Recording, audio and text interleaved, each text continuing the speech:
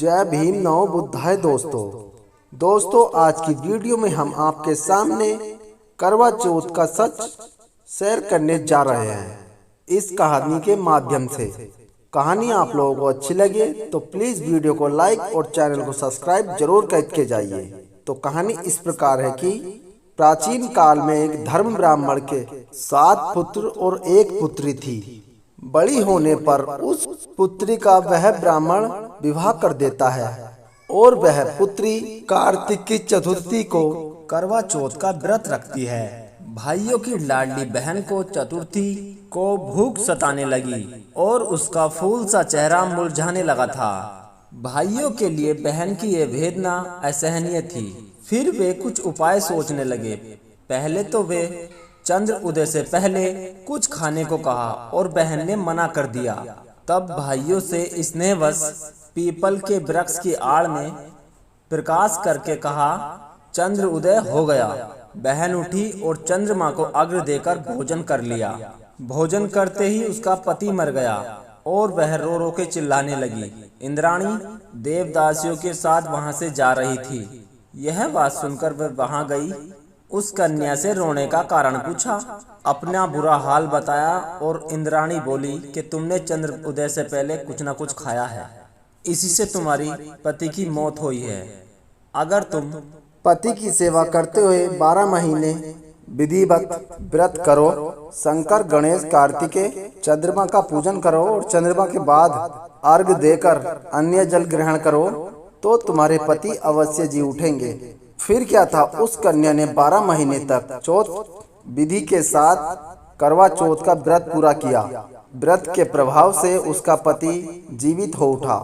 इस कथा ने नारी के हृदय में इतना भय उत्पन्न कर दिया था कि करवा चौथ के दिन महिला कठिन तपस्या करती है, इस आशा और विश्वास के साथ कि उसका पति जिंदा रहे।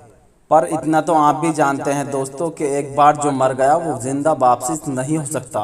इतनी बड़ी ब्राह्मणी युग में नारी अंधा होकर रहे, ये तो एक स्त्री को पुरुष द्वारा अपने अधीन करने या एक तरह से दासी बनाने का क्रम है।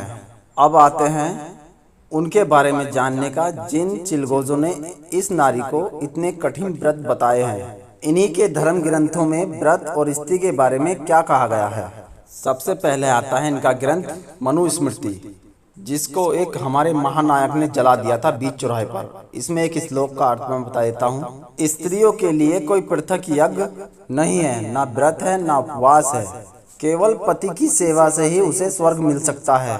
फिर भी ये धर्म के ठेकेदार उन स्त्रियों को किस आधार पर व्रत और इतनी कठिन तपस्या करने पर मजबूर करते हैं। दूसरा श्लोक इस प्रकार है कि जो भी पति की लंबी आयु के लिए पत्नी व्रत या उपवास करती है, वो उसकी लंबी उम्र में बाधा बनती है और नरक को जाती है। अब आते हैं चाणक्य नीति में भी लिखा है कि जो स्त्री पति के आज्ञा के बिना भूखों मरने के बाद व्रत करती है, वो पति की आयु को घटाती है और खुद महान कष्ट भोगती है। जब ब्राह्मण नारी को ना समझ सके तो उसकी शिक्षा पर भी नोक लगाई थी। दोस्तों, नारी की मानसिकता को गिराने के लिए हिंदू ग्रंथों में नरक के द्वार का नीच अतुष्ट बना दिया गया और वह नारी करवा चौथ का व्रत मानकर पूरी तपस्या से और श्रद्धा से ढोए और वह नारी पुरुषों के अत्याचार को भी बड़ी आसानी से झेलती चली आ रही है। तो दोस्तों, क्या विचार है आपका इस करवा चौथ के बारे में?